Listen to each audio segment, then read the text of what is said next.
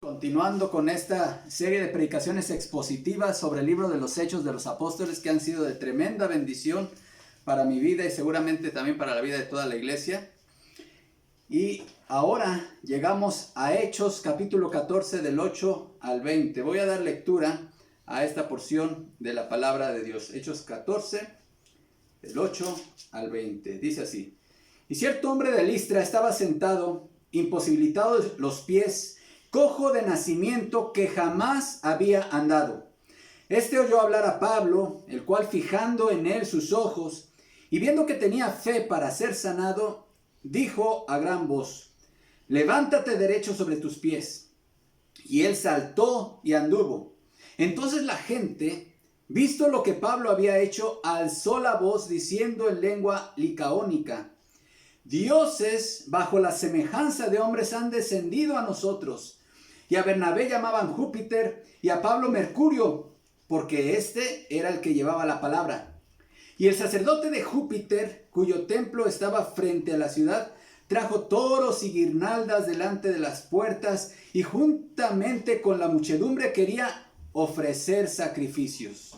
Cuando lo oyeron los apóstoles Bernabé y Pablo, rasgaron sus ropas y se lanzaron entre la multitud dando voces y diciendo: varones, ¿por qué hacéis esto? Nosotros también somos hombres semejantes a vosotros, que os anunciamos que de estas vanidades os convirtáis al Dios vivo, que hizo el cielo y la tierra, el mar y todo lo que en ellos hay. Y en las edades pasadas, Él ha dejado a todas las gentes andar en sus propios caminos. Si bien no se dejó a sí mismo sin testimonio, haciendo bien, dándonos lluvias del cielo y tiempos fructíferos, llenando de sustento y de alegría nuestros corazones. Y diciendo estas cosas, difícilmente lograron impedir que la multitud les ofreciese sacrificio. Entonces vinieron los judíos de Antioquía y de Iconio, que persuadieron a la multitud, y habiendo apedreado a Pablo, le arrastraron fuera de la ciudad, pensando que estaba muerto. Pero rodeándole los discípulos, se levantó y entró en la ciudad, y al día siguiente salió con Bernabé para Derbe. Oremos. Padre, gracias por tu palabra. Gracias por el testimonio que ha quedado escrito acerca de la labor misionera de estos siervos tuyos al inicio de la iglesia, de la historia de la iglesia cristiana. Padre, a ti me encomiendo en este momento de exposición expositiva. Que no sea yo, Señor, que sea tu santa palabra y la dirección de tu Espíritu Santo quien traiga bendición a nuestras vidas. En el nombre de Cristo, nuestro Señor. Amén. El título de este sermón es El único Dios verdadero y la intolerancia religiosa. El único Dios verdadero y la intolerancia religiosa. Vamos a recordar un poco, hermanos, porque hemos dejado esta exposición de Hechos por algunos domingos. Entonces vamos a retomar en donde nos quedamos la última vez, hermanos. Estamos aquí viendo el primer viaje misionero del apóstol Pablo. Pablo está siendo acompañado, el equipo misionero está conformado por Pablo y por Bernabé. Ellos ya tuvieron una primera experiencia misionera en la isla de Chipre, en donde hubo fruto. Recordemos, el procónsul de la isla de Chipre se convirtió al Señor, a pesar de la oposición de uno de sus colaboradores ahí en el gobierno de Chipre. Este hombre, Sergio Paulo, se convierte al Señor. Entonces, después de esta grata experiencia, Pablo y Bernabé se embarcan rumbo a la parte continental de Asia Menor. Y entonces ellos ya estuvieron predicando, recordemos, en Antioquía de Pisidia.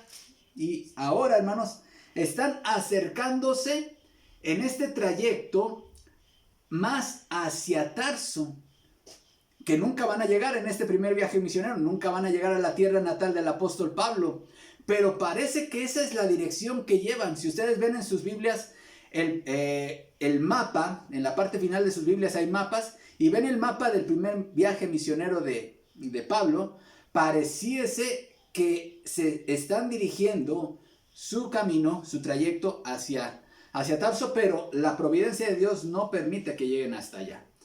Están aquí en esta ciudad de Listra, Y Listra, hermanos, es una ciudad en donde Pablo y Bernabé se encuentran con un hombre, dice aquí, cojo de nacimiento, versículo 8. Cierto hombre de Listra estaba sentado, imposibilitado de los pies. Vamos a ver, hermanos, qué enseñanza tan grande nos da este pasaje acerca de no solamente de la existencia de Dios, del único Dios verdadero, creador del cielo y de la tierra, sino también del contraste que existe entre la fe y el culto al Dios verdadero y la fe y el culto a los dioses falsos y paganos. Hermanos, la iglesia es soporte y protectora de las verdades del evangelio. Así se le llama en la Biblia, en la primera carta de Timoteo. La iglesia es columna y baluarte de la verdad. Muchos cristianos a lo largo de la historia han estado dispuestos a sufrir el martirio por no renunciar a su fe. Hermanos, estamos puestos para la defensa de la fe, pero esta defensa, hermanos, no debe traducirse en una intolerancia religiosa, como tristemente en muchas ocasiones, en muchos episodios negros, trágicos de la historia del cristianismo ha sucedido. El cristianismo está llamado, la iglesia cristiana está llamada a proclamar la verdad del evangelio, a defender la verdad del evangelio, pero no de una forma violenta. Gracias a Dios, hermanos, ahora los tiempos han cambiado. Y justamente el cristianismo en su versión más pura, y estoy hablando, hermanos, de este movimiento, a partir del movimiento de reforma, que bueno, justamente en este periodo todavía no se hablaba mucho, pero fue en la reforma inglesa, con el movimiento de los puritanos, con el nacimiento de nuestra denominación bautista, hermanos, justamente es cuando se da un impulso grande a lo que se conoce ahora como la libertad religiosa, que es una verdad, un principio que sostenemos como bíblico, hermanos. Los cristianos no debemos de ser conocidos nunca más como personas intolerantes, como personas que persiguen a las otras personas que no creen como nosotros.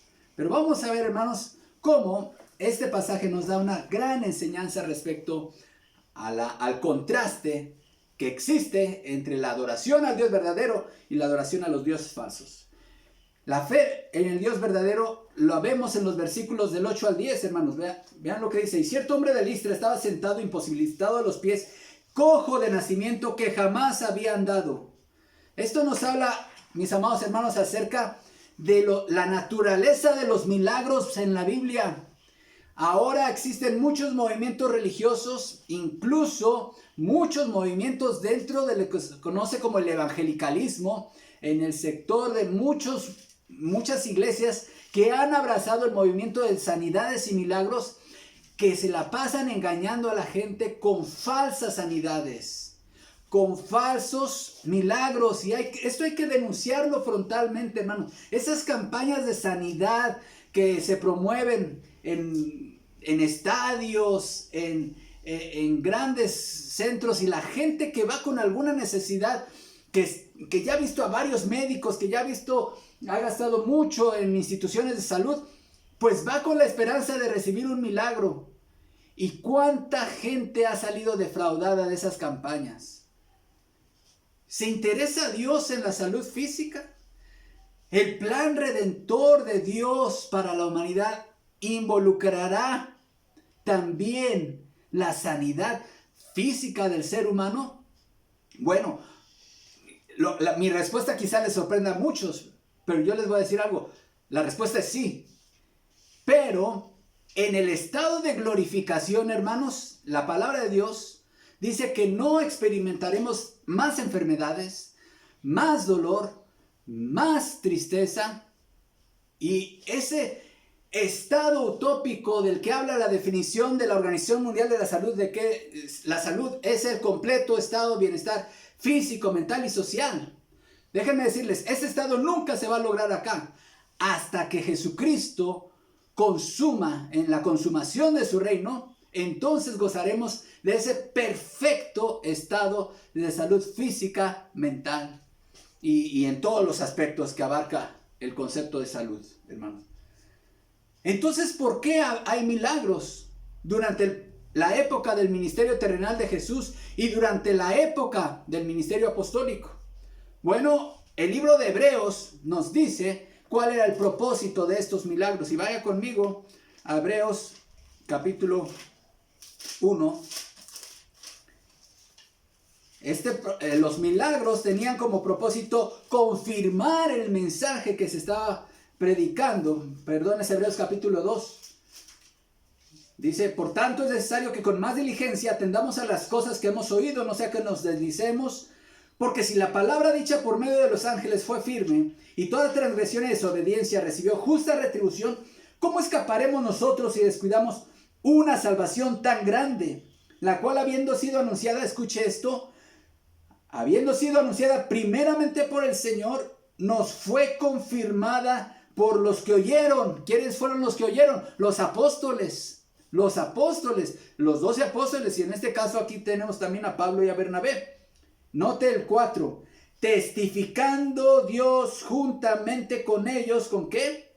Con señales y prodigios y diversos milagros y repartimientos del Espíritu Santo según su voluntad. Quiere decir que aquí en este pasaje, en Listra, están Pablo y Bernabé predicando el evangelio, pero Dios está confirmando este mensaje a través de ¿qué? Señales y milagros y prodigios. Y aquí hay un hombre que está completamente lisiado de los pies. No es un palero como ahora les conocemos, ¿verdad? Cuando alguien quiere montar un show, ¿verdad? O un mago, o cualquier otro ilusionista, pues contratan un palero con quien se pone de acuerdo antes, y ¿sabes qué? A la hora del espectáculo tú vas a hacer como que te curaste, ¿no? Cosas que se ven tristemente en muchas de estas campañas de sanidad divina el día de hoy. No, este hombre no era un palero, este hombre era un cojo que todo mundo ahí conocía que estaba enfermo desde el nacimiento. Jamás, note cómo dice el pasaje, jamás había andado. Oyó a Pablo, el cual fijando en él sus ojos y viendo que tenía fe para ser sanado. Pero note, hermanos, el proceso del versículo 2. Oyó a Pablo. ¿Qué estaba predicando Pablo? El evangelio de Jesús. Lo que este hombre necesitaba, más que ser sanado de su discapacidad en sus miembros inferiores, hermanos, él necesitaba el evangelio de Jesús. Él necesitaba el perdón de sus pecados. Oyó el evangelio de Jesús y ¿qué testifica? Había fe en él. La fe, hermanos, es un don de Dios. Y esto puede sonar paradójico porque Dios nos manda a tener fe en Él, poner nuestra fe en Jesucristo. Pero como lo decía Agustín de Hipona, concédeme, Señor, lo que mandas y manda lo que quieras. Concédeme, Señor, lo que mandas y manda lo que quieras. Dios nos demanda una fe que no podemos tener a menos que Dios nos la conceda. Así que fue Dios quien le otorgó a este hombre cojo la fe, primeramente para ser salvo, pero también dentro de la providencia y soberanía de Dios para ser sanado. Así que la fe puede ser considerada, hermanos, aquí una situación causal de su sanidad inmediata, pero no la original, no la causa raíz. ¿Cuál fue la causa raíz de la sanidad de este cojo, hermanos? La causa raíz de la sanidad de este cojo fue la soberana voluntad de Dios. La soberana voluntad de Dios. Así que, hermanos, Dios sana. Y yo creo en un Dios de milagros hoy. Dios hace milagros el día de hoy, hermanos. Amén. Amén. Yo creo en un Dios que hoy hace milagros. Y lo hemos visto, hermanos. ¿Cuántos tiempo hemos estado orando aquí como iglesia por diversos enfermos y hemos visto la respuesta de Dios de una forma que nos ha dejado asombrados, hermanos? Nos ha dejado maravillados. Nos gozamos por el alta de la sobrina de la hermana Ada, de Zuli. ¿Cómo oramos por ella? Lo grave que se vio. Y hermanos, damos gloria a Dios por estas maravillas que Él ha hecho. Pero también el Señor obra de diferentes maneras y ha obrado de diferentes maneras en otros casos. ¿Por qué? Porque Dios es soberano. Y sea cual sea su respuesta, nosotros lo amamos y nosotros lo adoramos. Vemos aquí, hermanos, que este hombre oyó el evangelio, Dios le dio la fe, y entonces Pablo le dijo a gran voz, versículo 10, levántate derecho sobre tus pies, y él saltó y anduvo. ¿Quién hizo esto? No fue un Dios falso, hermanos, ni siquiera fue Pablo, fue el único Dios verdadero. Aquí se desató el poder del Dios, el único Dios, aquel ser que creó el cielo y la tierra, es el que está obrando este milagro de sanidad en este hombre. Y él saltó y anduvo. Pero vean, hermanos, el contraste. El gran contraste que vemos, cómo la gente ahí en Listra no atribuyó al único Dios verdadero este milagro. Y es bien importante en dónde está puesta tu fe. Este hombre cojo de nacimiento fue sanado como una confirmación de Dios de que su fe estaba puesta en el lugar correcto, en la persona correcta, es decir, en Jesucristo, que era quien Pablo estaba predicando. ¿En dónde está puesta tu fe? Está puesta tu fe en el Dios verdadero. Cuando es así, tú vas a ver milagros alrededor. Pero vamos a ver el contraste, a partir del versículo 11. Entonces la gente, visto lo que Pablo había hecho, alzó la voz diciendo en lengua licaónica, dioses bajo la semejanza de hombres han descendido a nosotros. Y a Bernabé llamaban Júpiter y a Pablo Mercurio, porque este era el que llevaba la palabra. Y el sacerdote de Júpiter, cuyo templo estaba enfrente de la ciudad, trajo toros y guirnaldas delante de las puertas y juntamente con la muchedumbre quería ofrecer sacrificios.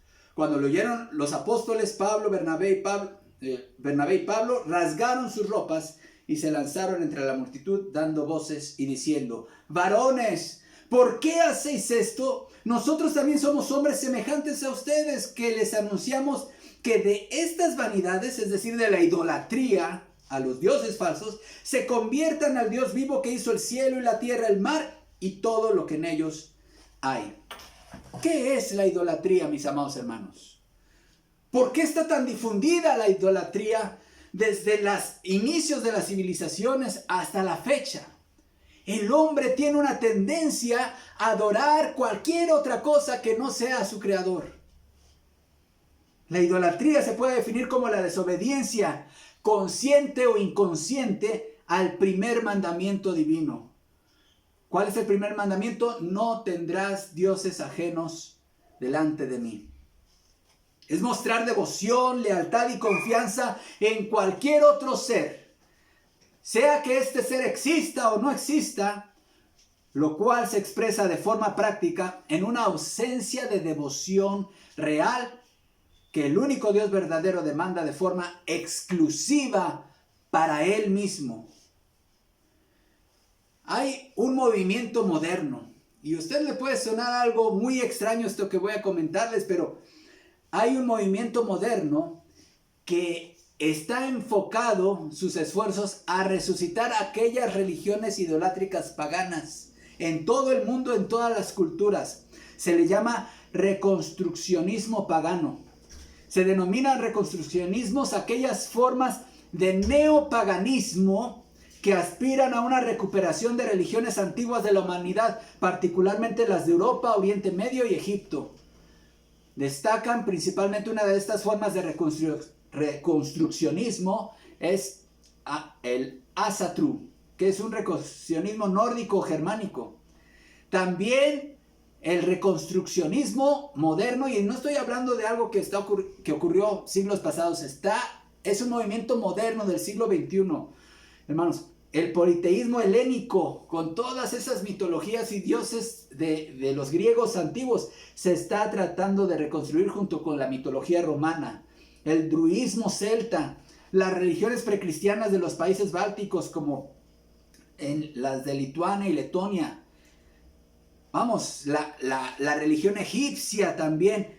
Todos estos movimientos religiosos, hermanos, que están tratando de revivir aquellas religiones idolátricas paganas, están tomando cada vez más fuerza en la sociedad, en esta sociedad que se las da de ser muy ilustrada, de ser muy con mucho avance tecnológico y científico. Bueno, pues está volteando sus ojos al paganismo. Aquí en México, hermanos, aquí en México, este movimiento también trata de reconstruir esas religiones precolombinas de adorar los dioses que adoraban los aztecas, los mayas, etcétera. También está buscando eso. Es algo increíble cómo el ser humano insiste a adorar cualquier otra cosa menos a su creador. ¿Cuál es la razón de que el ser humano tenga una inclinación tan fuerte al politeísmo? El apóstol Pablo nos explica la razón en Romanos 1, a partir del versículo 18. Vaya conmigo, Romanos 1, versículo 18. Dice así la palabra de Dios. Pero Dios muestra su ira desde el cielo contra todos los que son pecadores y perversos, que detienen la verdad con su perversión. Ellos conocen la verdad acerca de Dios porque Él se la ha hecho evidente, pues desde la creación del mundo todos han visto los cielos y la tierra. Por medio de todo lo que Dios hizo, ellos pueden ver a simple vista las cualidades invisibles de Dios, su eterno poder y su naturaleza divina. Así que no tienen ninguna excusa para no conocer a Dios.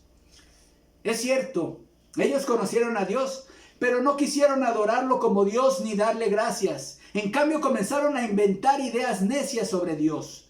Como resultado, la mente les quedó en obscuridad y confusión.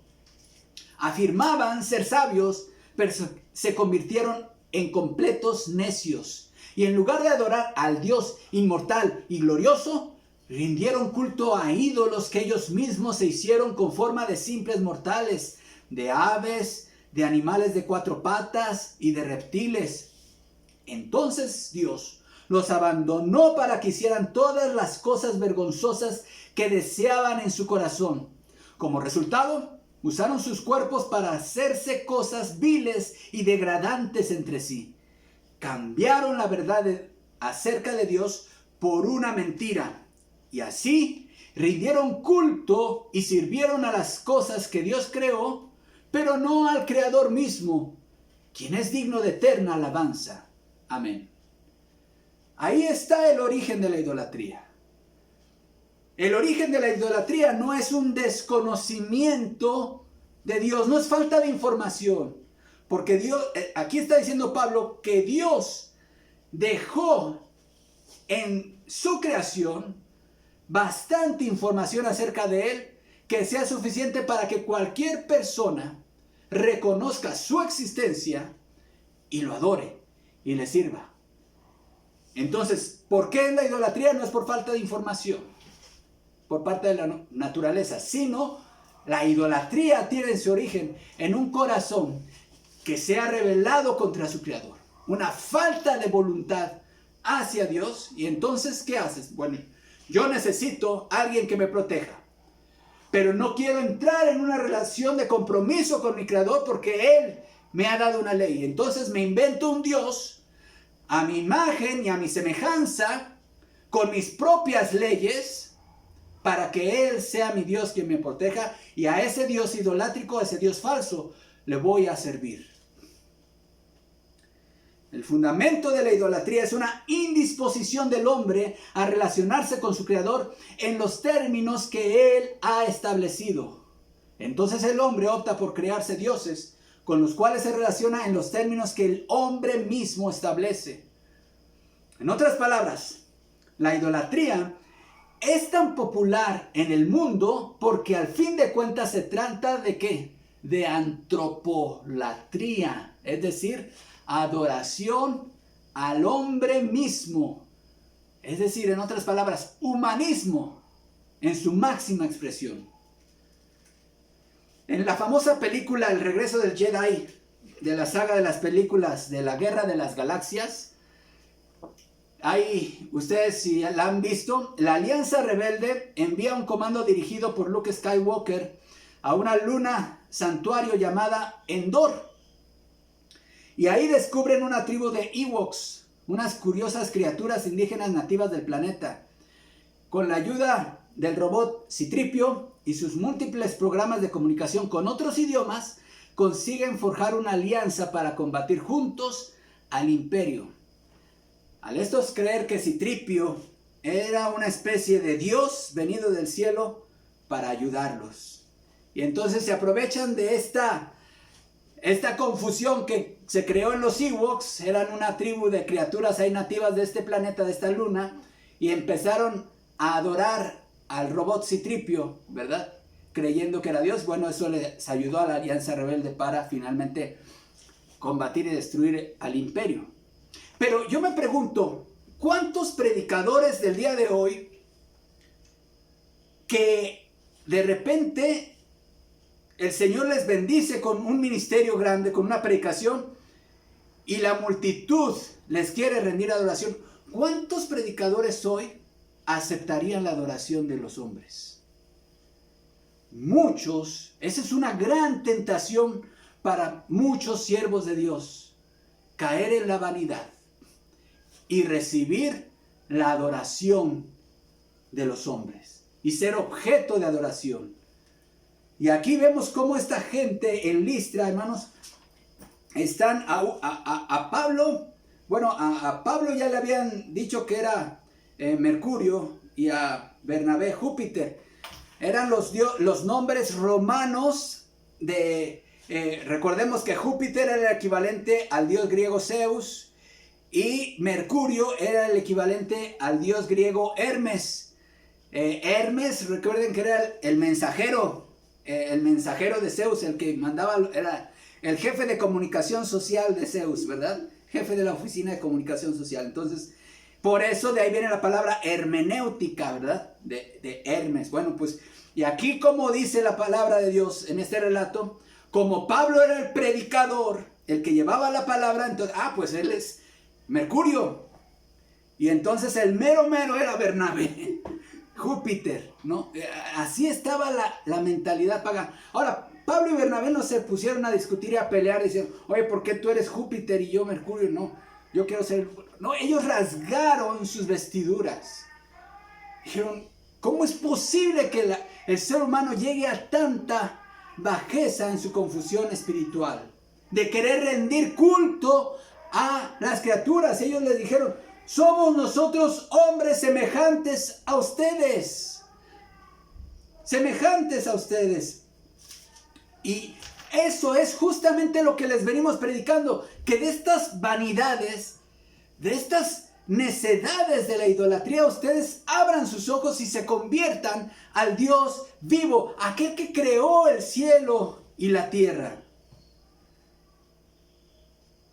Debemos nosotros, hermanos, siempre tomar la actitud. Pablo y Bernabé, verdaderos hombres de Dios, nos dejan un ejemplo para todos nosotros el día de hoy. El no aceptar la adoración y la alabanza de los hombres. Nosotros, los siervos de Dios, no vivimos para la adulación de los hombres. Nosotros no aceptamos veneración humana. Rasgamos nuestras vestiduras cuando alguien pretende hacerlo. Pero hay formas de paganismo más sutil, hermanos, que las que he mencionado hasta ahorita. Y es que los cristianos evangélicos, sobre todo en Latinoamérica, nos consideramos ya vacunados contra la idolatría, ¿no es cierto?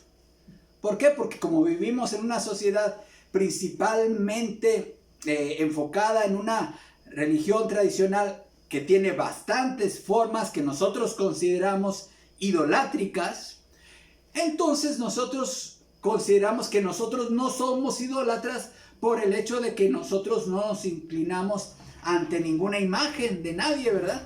Y entonces como en nuestra casa no tenemos imágenes, en nuestros templos no tenemos imágenes, decimos nosotros no somos idólatras, pero en verdad no somos idólatras. No habrá ídolos de otro tipo en nuestro corazón. ¿Cuál es el ídolo al cual tú sirves? Mira, un ídolo es todo aquello, persona o actividad que te estorba en tu devoción al Dios verdadero, lo cual hace latir tu corazón. Aquello que ocupa más tus pensamientos, tu amor, tu pasión verdadera, ese es tu Dios. Puede ser tu trabajo, puede ser el dinero, puede ser las riquezas, puede ser tus hobbies, pueden ser tus bienes materiales, puede ser tu búsqueda del poder político, puede ser tu apariencia física, tu vanidad, tus relaciones, no sé cuál sea tu ídolo, pero hay mucho, nosotros tenemos mucho problema también con la idolatría. Y esa debe ser la razón por la cual el apóstol Juan concluye su primera epístola, después de una gran exposición que da el apóstol Juan acerca de la comunión que debe tener el cristiano con Dios y de las evidencias de un verdadero cristiano. Concluye esa exposición con una frase, como si fuera una postdata. 1 Juan 5:21. Hijitos míos, manténganse alejados de los dioses falsos. Hijitos míos, guardaos de los ídolos. ¿Por qué? Porque como alguien lo ha dicho, hermanos, el corazón humano es una fábrica de ídolos. Mucho cuidado, hermanos. ¿Por qué? Es muy fácil desobedecer el primer mandamiento. No tendrás dioses ajenos delante de mí.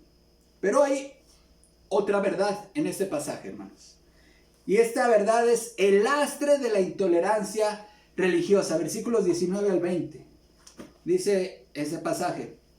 Ya estamos en Hechos capítulo 14, 19, 20. Entonces vinieron unos judíos de Antioquía y de Iconio que persuadieron a la multitud y habiendo apedreado a Pablo, le arrastraron fuera de la ciudad pensando que estaba muerto. Hermanos, note, ya vimos el pasaje de la predicación cuando Pablo estuvo predicando junto con Bernabé en Antioquía. Y cómo los persiguieron, cómo se levantó la comunidad judía en contra de ellos y tuvieron que salir de Antioquía. Bueno, pues estos judíos, hermanos, no contentos con que Pablo y Bernabé ya no estaban en Antioquía, los fueron siguiendo. Viajaron desde Antioquía, hermanos, de Iconio, y luego llegaron hasta Listra. Ellos querían destruir y matar a los apóstoles. ¿Cómo se llama eso? Intolerancia religiosa. Intolerancia religiosa. ¿Qué es la intolerancia religiosa, hermanos? Es cuando tú no estás dispuesto a que existan en tu ciudad, en tu país, otras formas de pensamiento y tú mantienes una relación de hostilidad constante y estarías dispuesto a que tu religión se uniera con el Estado para echar fuera a todas las otras formas de culto. Eso se llama intolerancia religiosa. Los cristianos no estamos llamados a ser intolerantes. Los cristianos sabemos que no toda la gente va a aceptar el evangelio que nosotros predicamos. Existen en nuestro entorno diferentes formas y expresiones religiosas con las cuales no estamos de acuerdo. Existen movimientos con los que incluso son contrarios a nuestra fe. Pero nosotros no somos llamados a recurrir a la violencia ni a ningún otro método para echar fuera las formas de pensamiento distintas a las nuestras. ¿Cuál es la misión de la iglesia? Predicar el evangelio. Predicar el evangelio a toda criatura, pero nunca hacer uso de la fuerza. Y esto, hermanos, quedó como registro de que Dios desaprueba estas manifestaciones. ¿Cuál sería el odio que sentía la comunidad judía hacia Pablo y Bernabé, que hicieron este viaje desde Antioquía solo para apedrearlos? Y es que en íntima relación con la idolatría, hermanos, el ser humano se ha enfrentado también a este gran cáncer social, la intolerancia religiosa. Este gran mal ha causado millones de muertes y torturas alrededor del mundo en nombre de la religión. Tristemente, como ya lo mencioné, páginas oscuras del cristianismo dan fe de que en las épocas de más alejamiento de Dios se ha practicado la intolerancia religiosa, incluso por el pueblo cristiano. La estrategia para que el reino de Dios se establezca en el mundo nunca ha sido la violencia, nunca ha sido la intolerancia, sino el ir y hacer discípulos a todas las naciones. Este proceso de compartir nuestra fe a todas las naciones es lo que ha generado que existan comunidades, como ya lo mencioné también, mixtas, ¿no? Va a haber comunidades en donde antes estaba la oscuridad de la idolatría, llega el evangelio y ahora hay una iglesia cristiana. Y entonces en esa comunidad hay quienes siguen practicando la idolatría y hay cristianos ahora. ¿Cuál debe ser la relación de los cristianos con aquellos otros grupos idolátricos que todavía permanecen en esa comunidad, hermanos? Debe ser una relación de tolerancia, de mostrarles el amor cristiano y de seguirles predicando el evangelio. De hecho, hermanos, la iglesia cristiana se le debe, contrario a lo que muchos piensan, la libertad religiosa es una contribución de la iglesia cristiana, específicamente de la iglesia evangélica, hermanos, ya lo mencioné, del movimiento de Inglaterra. Pero no es nuevo, incluso ya en el siglo III, Tertuliano hablaba de que es un derecho humano y un privilegio natural de que cada uno rinda culto a la divinidad como desee. La religión de uno ni daña ni favorece a otro. No es un acto religioso imponer la religión a la que debe impulsarnos el libre deseo y no la fuerza, como también se exige que los sacrificios se hagan en buen grado. No le harás ningún servicio a tus dioses obligándolos a sacrificar. Y esto lo escribió, hermanos, Tertuliano, un cristiano del siglo III, se lo dirigió a Escápula, procónsul de África, porque este hombre estaba obligando a los cristianos a rendir sacrificios a los dioses paganos. Ese es un primer escrito y testimonio de que el cristianismo no promueve la intolerancia religiosa. ¿Qué tan intolerantes somos con los que piensan diferentes a nosotros? En tu trabajo, ¿cómo te conocen? En tu escuela. Ay, ya viene el intolerante. ¿Sí? ¿Cómo te conocen ahí? Ese es un buen pulso que nos puede servir, ¿no? Ahí viene el que se la pasa juzgando las creencias de los demás. Ahí viene el que se burla de los que no creen como él. Dios no nos llamó a burlarnos de las creencias de los demás. Dios no nos llamó a ser intolerantes. La fe en el Dios verdadero contrasta con la fe en los dioses falsos, entre otras cosas, en que la fe en Cristo no es una fe que promueva la intolerancia religiosa. ¿Cuáles son los sentimientos que despiertan en ti la idolatría que hay a tu alrededor? ¿De desprecio? ¿De burla? ¿De humillación? ¿O sientes, como Pablo, profunda tristeza y dolor porque la luz del evangelio no ha llegado todavía a esas vidas? El que la gente adore a otros dioses y no al Dios verdadero es algo que debe dolerle a la iglesia cristiana.